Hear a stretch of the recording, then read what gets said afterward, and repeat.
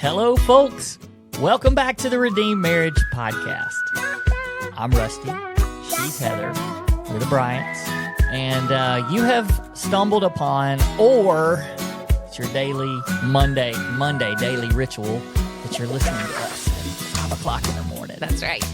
You have stumbled upon the Redeemed Marriage Podcast. Thank you for joining us. We even had somebody this week tell us that they watched us for the first time because we talked about it so much, and they said they felt like they were just sitting down and having a session with us. So if you're watching us on YouTube, then hey, how you doing? All right. Hey, I'm just curious. Is there anything that you would like to change about me? What? You weren't ready for that, were I you? wasn't. I'm not asking you to say what it would be. Just tell me, is there something that you would like to change about me? Sure. What? What is it? I mean, well, now I'm curious. No, I mean, there's 100% thing. No, not 100 things. Oh. No, I'm 100% sure that there's things you would want to change about me. No. Yeah. Okay. Do you know how many you're times? Perfect. Whatever. No, I would. There would be. Yeah. There would be. Yeah. 100%. Of course. There would definitely be things. Yeah. So, if you're listening, is your spouse perfect, or is there something you would want to change about your spouse? I mean, go ahead, answer. Answer out loud if you want to. I don't care because we can't hear you. I don't know if you're with. Yes, if you're with your spouse, do it. We just did it. We just answered our own question. If you're saying there was nothing you would change about your spouse, you a lie. You a lie. Well, you're lying. Yeah. So, but I wonder how many of you wake up in the middle of the night and you start this, you go down this road where it starts with, when is my spouse ever going to change? Yep.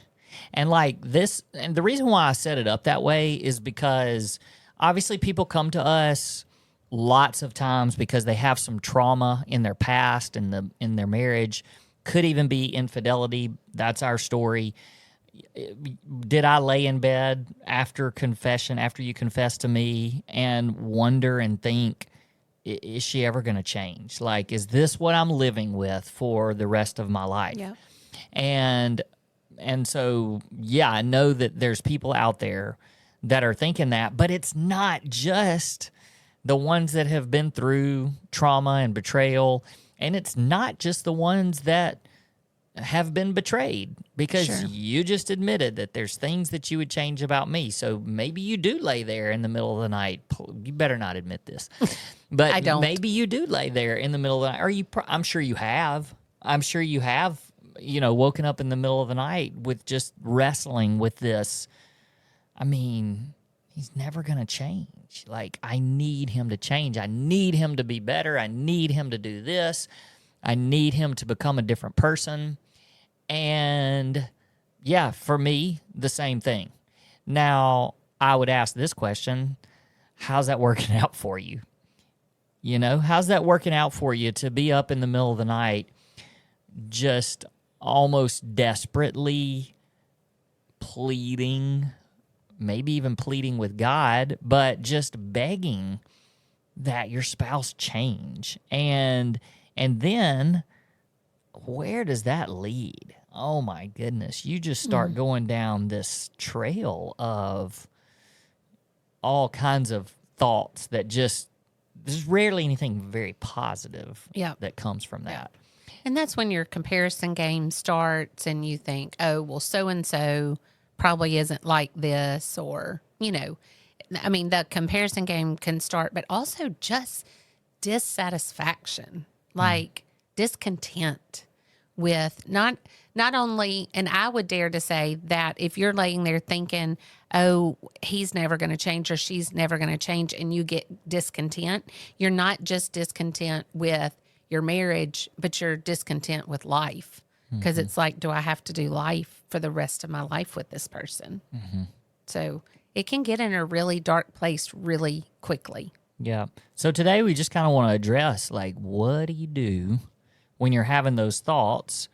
And also, I mean, I would even say we are talking about when those thoughts get a little deeper than just the fleeting moment during the day where, I don't know, maybe you go, golly, when's he going to change and start washing my car more or something like that. Yeah. Sure. It's when those deeper things and you begin to dwell on those things.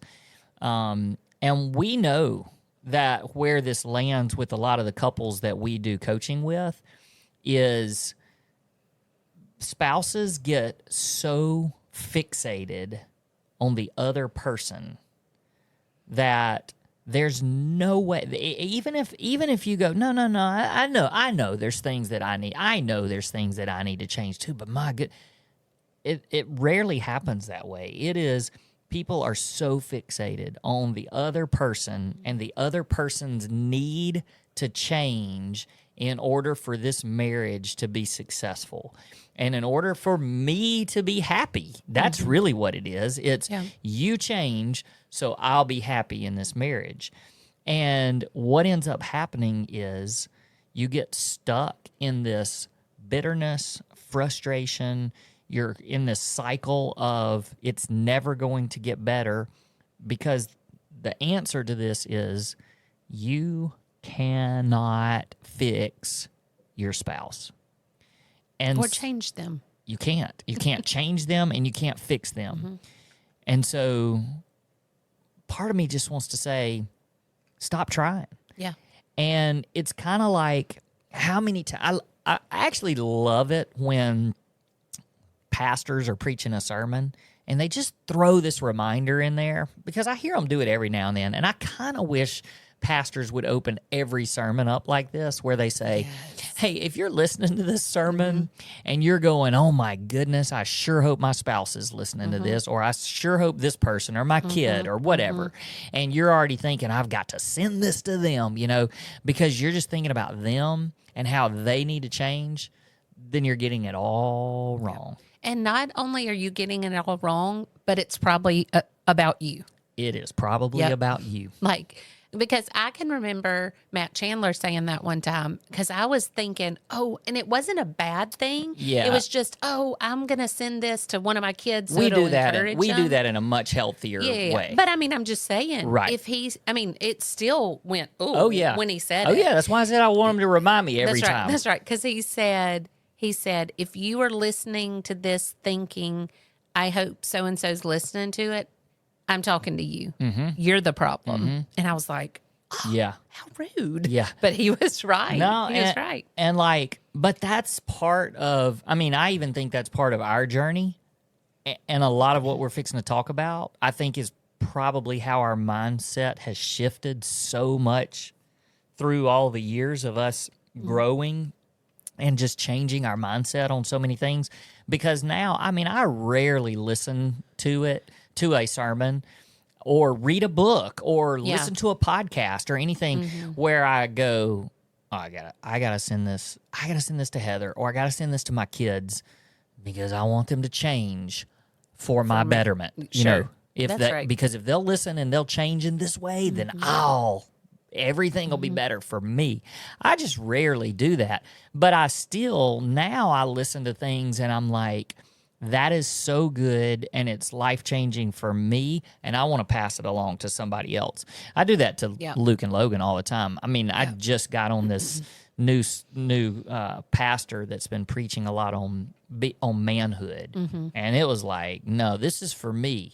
But I'm raising two boys. Sure. Why wouldn't you? They're adults, but I want them to be as touched by it as I am. Not that y'all need to listen to this. Yeah. And the amazing thing about messages like that, books, sermons, podcasts, any of those things, is that they land when we are open to God speak to me through this. It lands exactly where he wants it to. And it can land differently very differently for you than it does for me. Because I've had sermons that I'm like, this is life changing. And you've listened to it and like, yeah, that was good, you know? But it was something in me that needed attention or needed changing or God wanted to speak to in me. And so it landed completely different. Or maybe I say, oh, could you believe point one? And you're like, well, point three really spoke to me because we're in different places. Yep. And so don't expect something like that. And kind of what we're going to talk about today, when you have change in you and you're so excited about maybe sharing that with your spouse, it may not land the same way for them. That doesn't mean that they're less godly than you are. Right. It just means that they're in a different place than you are.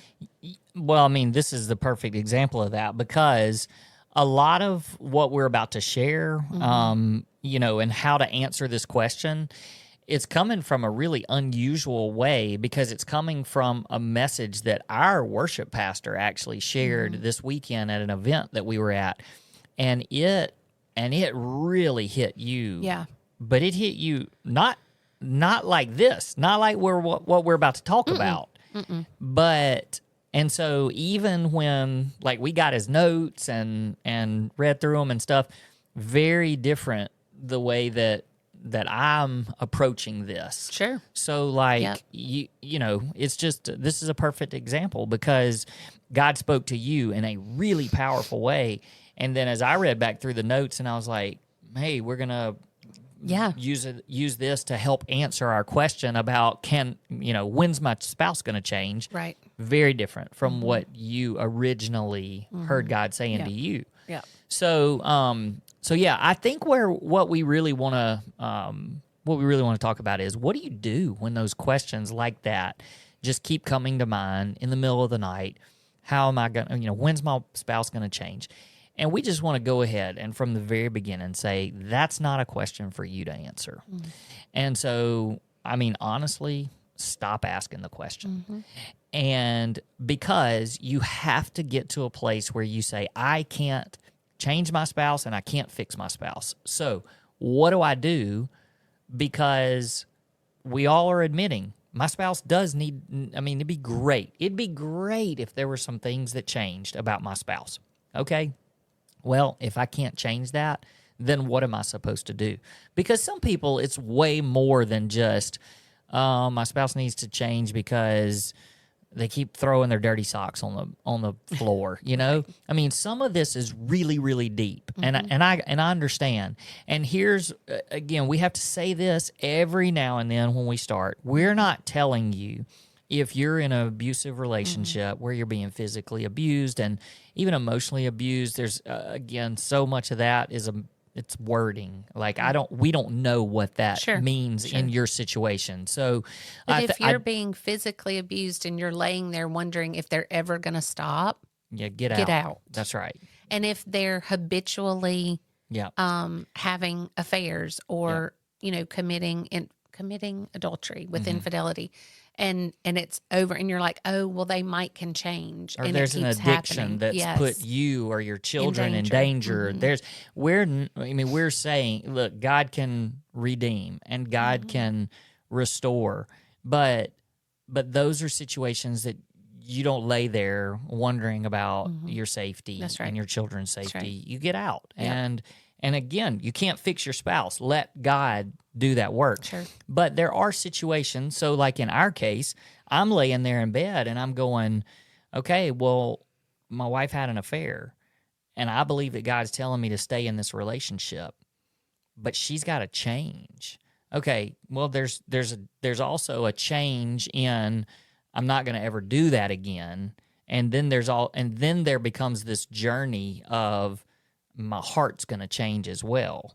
Right. So if my question was just, is she has to change, like, is she ever going to change or is she just going to keep on doing this? If I didn't know the answer to that, like if you just kept on doing it, then I would be gone. Sure. But if I made that decision and I knew that you were also making the decision, I'm staying here and fighting for our marriage, I'm not going to do that again, But yet I still lay there going, there's a whole lot about this woman that has to change. But again, I can't make you change. Right. So what do I do? So all I can do at that point is turn that sermon, turn that podcast, turn that question back on me and say, God, what are you trying to do in me right now? Because I had to get to a place where I said, okay, even if she never changes to become the person, the wife that I've always dreamed of having, if she never becomes that, am I going to stay in this relationship? And for most couples, they don't really have a biblical reason to get out of a marriage. So the answer to that is, well, I'm staying in this marriage because I have a covenant. There's a covenant relationship, and I don't have grounds for divorce. And some people are just looking for that. Some people are looking for grounds for divorce, but most people don't have that.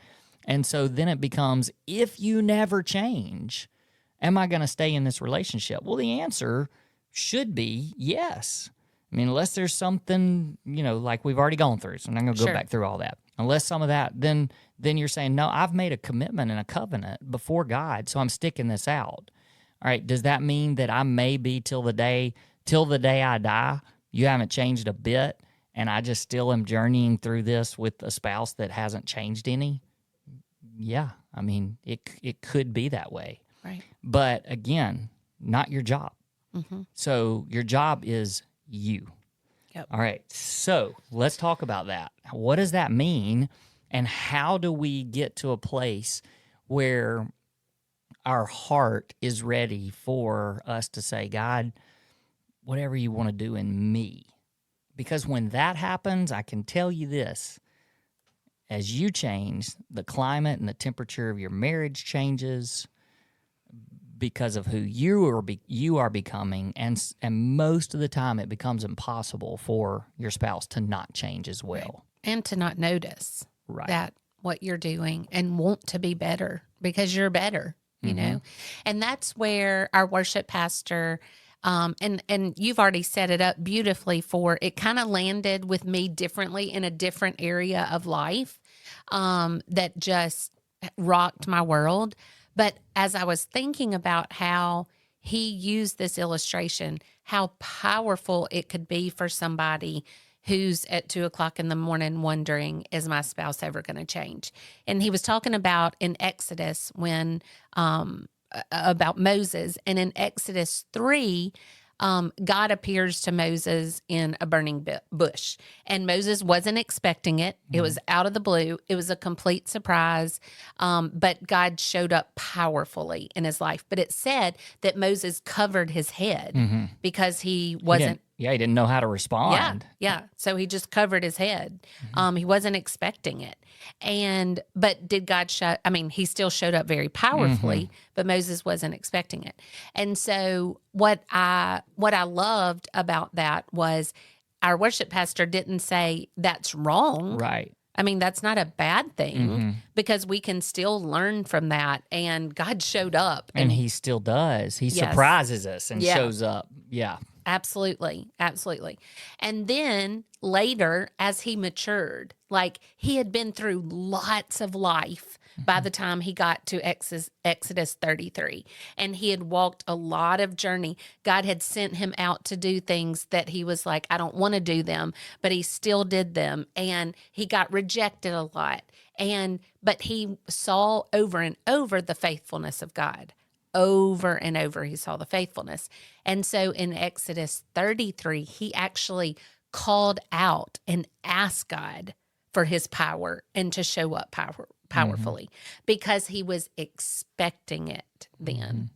There was an expectation there. It didn't make the power any less. I mean, it's still just as powerful, but his heart was in a different place. Yeah, I like that because he, in Exodus 33:18, he asked for God to show his glory. And the first time he had the encounter with God, he didn't ask for it. It was Right. just a surprise, and it was unexpected, and he didn't know how to respond. And so he covered his face, he just, but he saw this is God and this is what he can do. But then, like you said, he goes through 30 chapters, 30 chapters of, leading the Israelites out of Egypt and all of that goes on, all the different signs and the miracles and the things that happen. The water. Parting of the Red Sea, all of those things happening. And then in 33:18, he says, I want to see your glory. Show me your glory. And it's because his heart had become surrendered to the power of God. He had seen it and what he can do all along the way. And so then he cried out for it and he said, give it to me. And he immediately fell down and worshiped because his heart knew how to respond to it. He didn't have to hide and cover his face and think. He worshiped. Right. And I love that illustration and just that reminder of how important it is that we prepare our hearts for an encounter with God. Yeah. Because I think even, in the setting that we were in, our worship pastor was talking about the actual, being prepared for an encounter and to not be surprised by it. But how do we do that? How do we get ourselves ready? Because if you're laying there in the middle of the night and you're like, change my spouse, nope, that's not it. Change me. And so then you're asking for God, show up in my life. Show up for me and show me what you're trying to teach me during this season. And so what ends up happening is you're coming and you're expecting this encounter in this place of humility and expectation and even a hunger for it. It's so different from just surprise me, God. Yeah. Just show up and surprise me.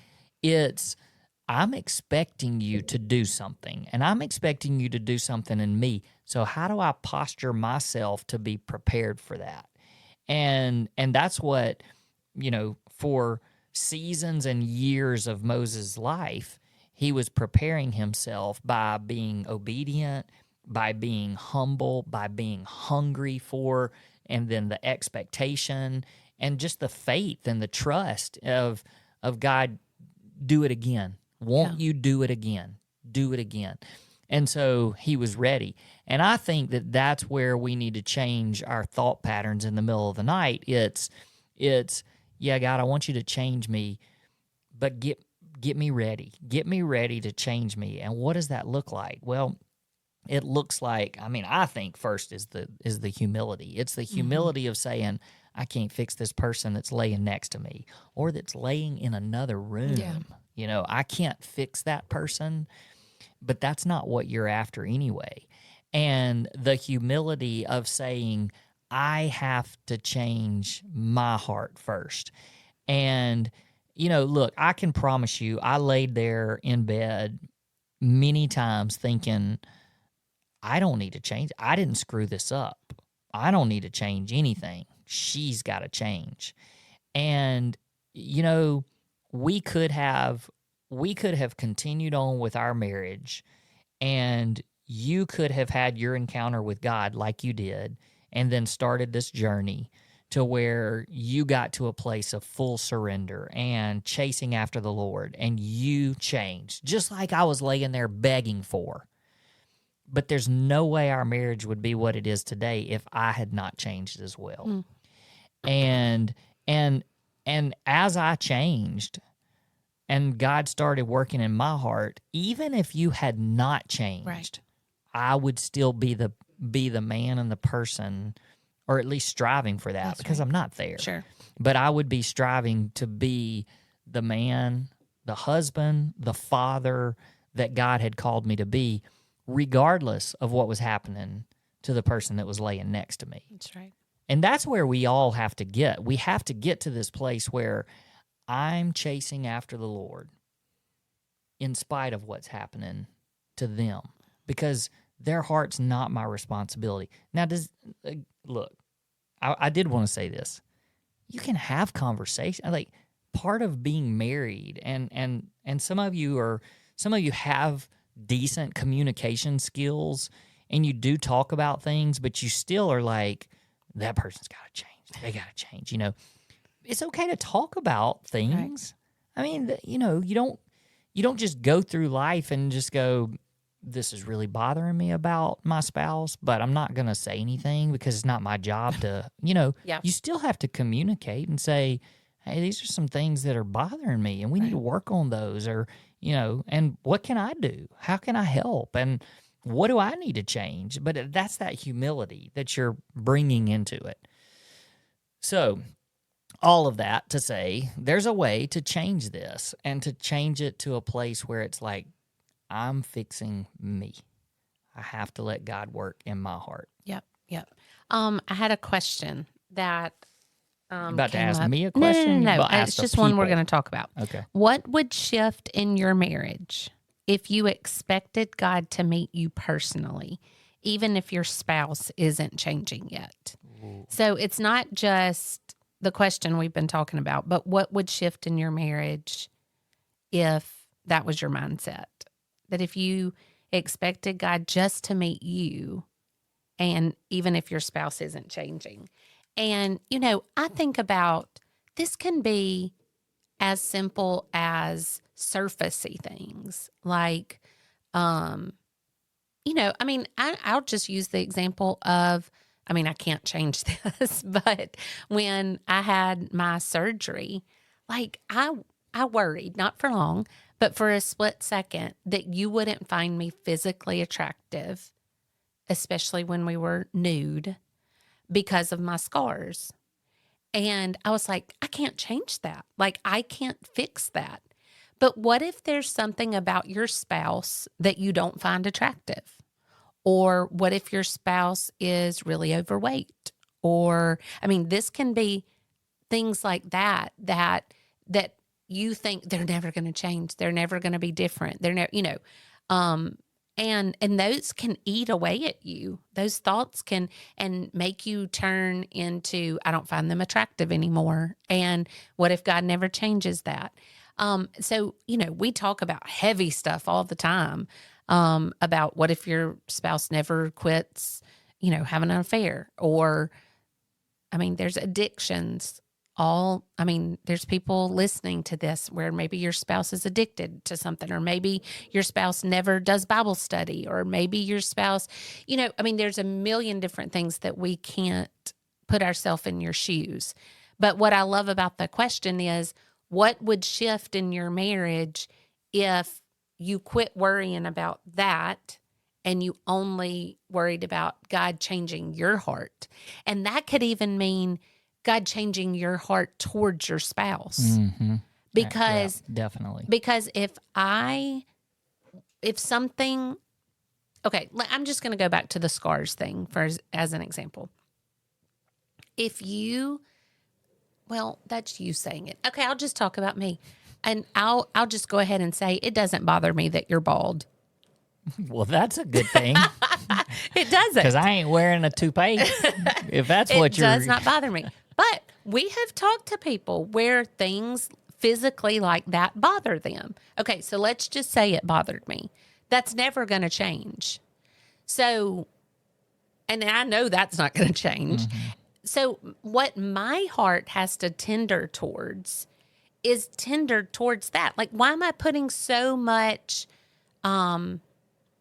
importance on physical appearance? Mm-hmm. Like, you are the godliest man that I know, and you serve me well, and you love me well, and you have forgiven me, and you're the best dad that I know.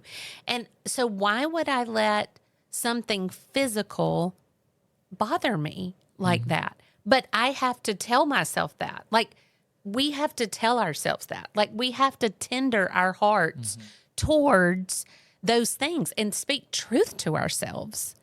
And that's just a silly example, And, and I can hear people saying, if that's the only thing I had to worry about. So I know there's deeper things, and I know that there's harder things. But you can ask God to even change your heart towards your spouse, to not just, oh, well, I can't fix him, and so I'm just going to focus on me. But no, I can't fix him, but help tender my heart towards the things he does well, or the things that I see him trying to do. Because when nagging does not get you anywhere.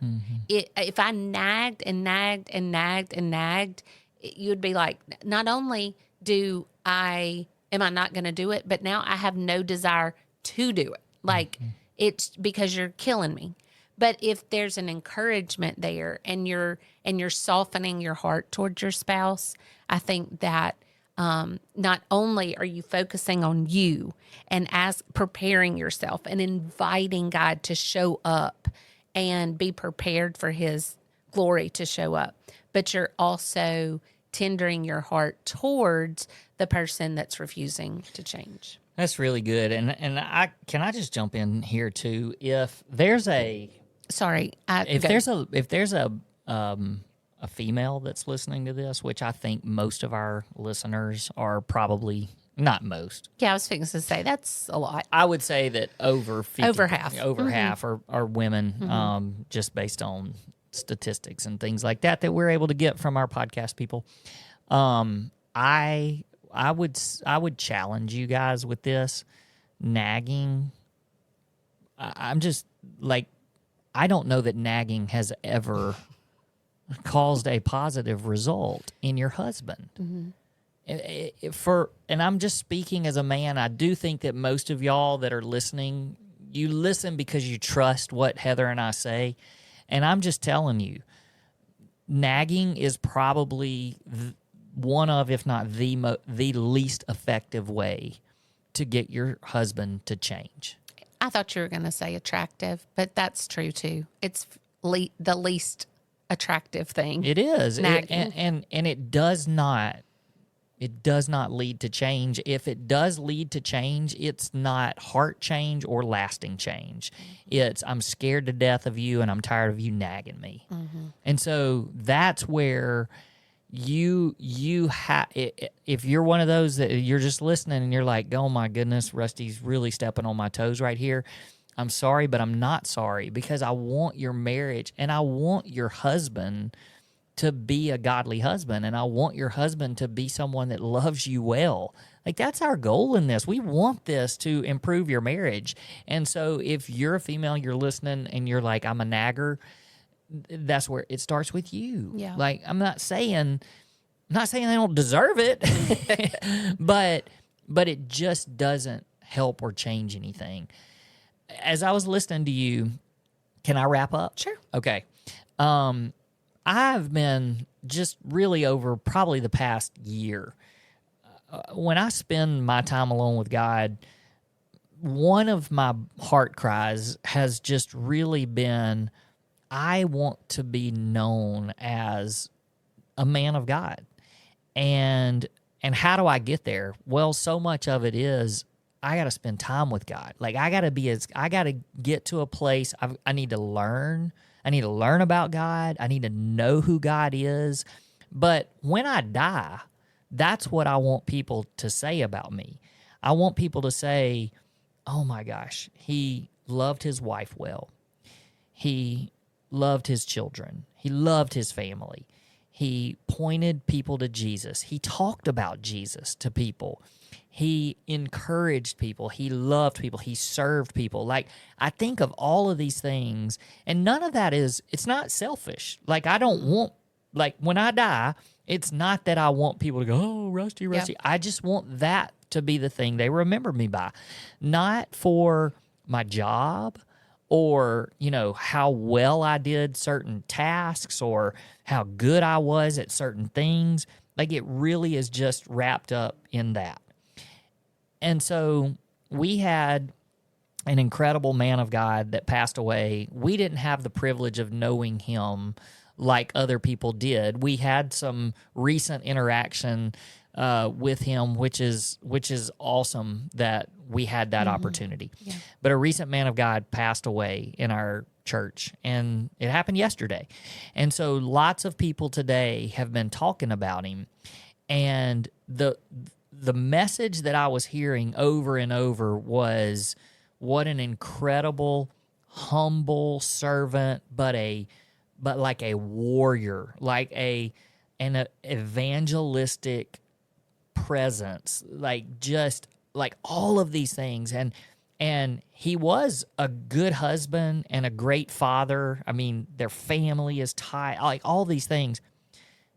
But never once did I hear anybody say, man, he was such a great guy because his wife was such a good person. Like it had, like his character and who he was it didn't have anything to do with his wife. Now, his wife is an incredible lady. So maybe this isn't the best example, but the example is she just helped to loft him up. But even if she was not who she was, nobody's talking about he's the man he is because she's a good woman too, you know? And so I say that because you're not striving to become the person that you want to be because of your spouse. Right. Like it doesn't really have anything to do with them. You're becoming that person because that's who you're supposed to be.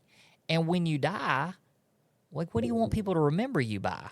Now, the prayer is, and you can cry out and pray like crazy for your spouse to come alongside you, because if I died today, that's what would happen. Like people would look at our marriage and think, wow, what a great redemption story. They would see who we were together. Praise God. Like that's what I want them to see. But even if you had not changed to the person that you are today, I could still become the person that people look at and go, oh my goodness, he did damage for the enemy, you know, that type thing. Yeah.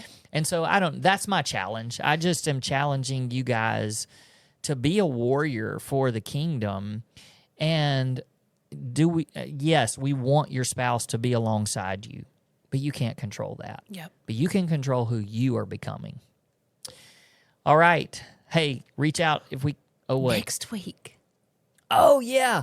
Yeah. Next week, tune in. We're going to have an interview, hopefully, if things all go well, and I have time to actually... We're supposed to have a special guest next week. Yeah, a special guest. It's going to be great. We actually have a sex therapist that's coming on, and somebody that we met recently and then got connected with. And so, this is going to be really good. So make sure you tune in next week. And you mentioned the YouTube. Yeah. And I don't know if people... You know, if you don't normally listen to us or watch us on YouTube, go over there and check it out and subscribe. It's because that just helps. Again, it helps more people. But I will tell you this. Some of y'all, you see us in pictures, you watch us on, you don't know that I'm bald. So I just took my hat off. My hat, if you're watching on YouTube, my hat actually says "Hello, folks." You're welcome. Heather gave me that for Father's Day. And I now do not have my hat on. So... you can't do that though, because it's like pew, that light. I'm blinding everybody with the lights in our studio. But I just want you guys to see my bald head because he's so cute anyway. Well, thank you very much. All right. Hey, we'll see you guys next time. Peace.